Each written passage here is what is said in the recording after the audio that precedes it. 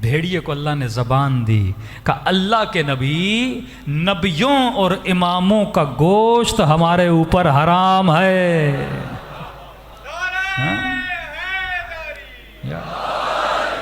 یہی واقعہ آپ کے 8ویں 9ویں امام کا بھی ہے نا، کہ ظالم نے پنجرے میں ڈال دیا، اور شیر آیا اور مولا کے قدموں پہ جھک گیا۔ اور ایک خاتون تھی جس نے دعویٰ کیا تھا کہ میں علی کی بیٹی زینب ہوں۔ اتنی لوگوں میں عقیدت آ گئی، آ رہا ہے کوئی جا رہا ہے، کوئی آ رہا ہے کوئی جا رہا ہے، یعنی یہ مسئلہ کل بھی تھا آج بھی ہے۔ ذرا سا پتہ چل جائے، اب تو الحمدللہ ماحول بہتر ہو گیا، پہلے تو ہر گھر میں معجزہ ہو رہا تھا۔ میں شکارپور گیا کہ مولانا معجزہ ہوا۔ بھائی کہاں کیا معجزہ ہوا ہے؟ کہ مولانا وہ سیرہ بناتے ہیں سندھ میں، میٹھا آٹے سے حلوہ۔ کہ مولانا بس حلوہ رکھا تھا، اس میں انگلیوں کے نشان پڑ گئے، غازی عباس آ کے کھا کر گئے۔ چلو وہ بعد میں پتا چلا رات کو کوئی حلوے کا شوقین بندہ تھا، وہ کھا کے چلا گیا۔ اب ڈیلی لوگ آ رہے ہیں حلوہ بنا کے، اس کی تو عید ہو گئی، ہر سال اس کا گھر حلوے سے بھر جاتا تھا۔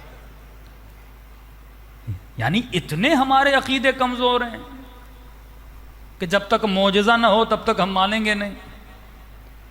معجزہ ہو یا نہ ہو، تیرا اہل بیت پہ عقیدہ ہے تو ان کی ازا منع، معجزوں کے پیچھے کیوں گھومتا ہے؟ کہ جب تک معجزہ نہ ہو تب تک میں مانتا۔ عجیب عجیب معجزے، یعنی ڈیلی گھروں میں معجزے ہو رہے ہیں۔ میں نے کہا سارے معجزے تمہارے گاؤں میں کیوں ہو رہے ہیں، کہیں اور کیوں نہیں ہو رہے ہیں؟ معجزہ مجلس حسین یہ ہے، کوئی شرابی مجلس میں آئے ہور بن کے اٹھ کے جائے، یہ معجزہ ہے۔ حلوے پہ انگلیاں آئیں، یہ کیسا معجزہ ہے؟ اصل معجزہ یہ ہے کہ عباس تیرے دل پہ اپنی انگلی رکھیں اور یہ تیرا دل غلام عباس بن جائے۔ اصل یہ معجزہ ہے کہ سیدہ زینب کسی خاتون کے سر پہ ہاتھ رکھیں اور وہ با حیا اور با عفت بن جائے، یہ معجزہ ہے۔ کہ یہ کم معجزہ ہے کہ کربلا میں حسین کے پاس ہور آ رہا ہے، کم معجزہ ہے یہ؟ کہ ایک طرف 1,00,000 کا لشکر 72، ظاہری طور پہ مولا حسین کے پاس کچھ بھی نہیں، نہ مال نہ دولت نہ حکومت۔ سیاسی پارٹیاں کہاں جاتی ہیں؟ جو جیت رہا ہوتا ہے نا، ہارے ہوئے کے پاس کوئی جاتا ہے؟ یہ آزاد امیدوار ہمیشہ وہیں جاتے ہیں جہاں کوئی جیت رہا ہو۔ ان کا نہ دین نہ ایمان ہوتا ہے، بس جہاں مال وہاں پہ گاڑی موڑ لی، وہی ان کا قبلہ بن گیا۔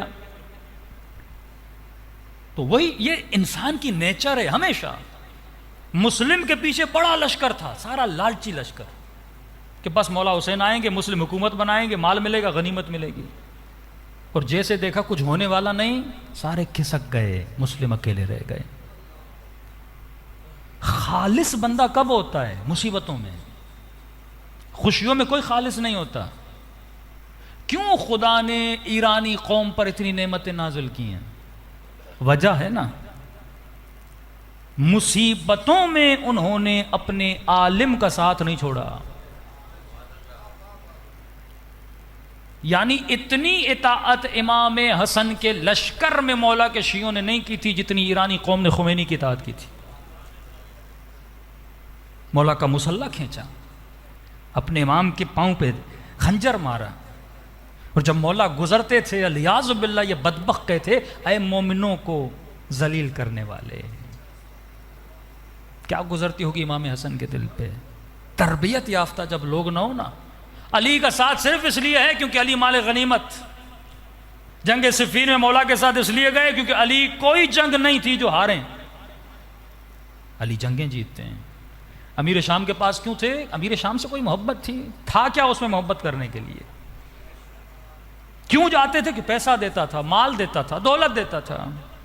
یہ نیچر تب بھی تھی، یہ نیچر اب بھی ہے، کہ جہاں لوگوں کو کچھ نظر آتا ہے وہاں پہ لوگ دوڑے دوڑے جاتے ہیں۔ اور بندہ خالص کب ہوتا ہے؟ سونے کو کیسے خالص کیا جاتا ہے؟ اسے پہلے جلایا جاتا ہے، جلنے کے بعد خالص اور ناخالصی کیا ہو جاتی ہے؟ نکل جاتی ہے۔ اور تب امام حسین کے پاس گیا جب سب حسین کو چھوڑ چکے تھے۔ یہ معجزہ کم ہے؟ اصل اعجاز علی یہ ہے کہ علی نے سلمان بنایا، علی نے مالک اشتر بنایا۔ اصل معجزہ امام زمانہ اور مکتب اہل بیت کا یہ ہے کہ آج پوری دنیا میں اگر کوئی مسلم اپنا سر فخر سے بلند کر سکتا ہے، جس نے طاغوت کے سامنے، جس نے دشمن کا مقابلہ کیا، جس نے یہود اور مسیحیت کا مقابلہ کیا، وہ سر فخر سے صرف علی کے شیعہ بلند کر سکتے ہیں۔ آج اگر کوئی کہہ سکتا ہے دنیا کو اگر کسی نے الٹرنیٹو نظام دیا ہے، وہ شیعہ نے دیا ہے۔ یہ سب سے بڑا معجزہ ہے امام حسین علیہ السلام کا۔ صلوات پڑھے محمد و آلہ۔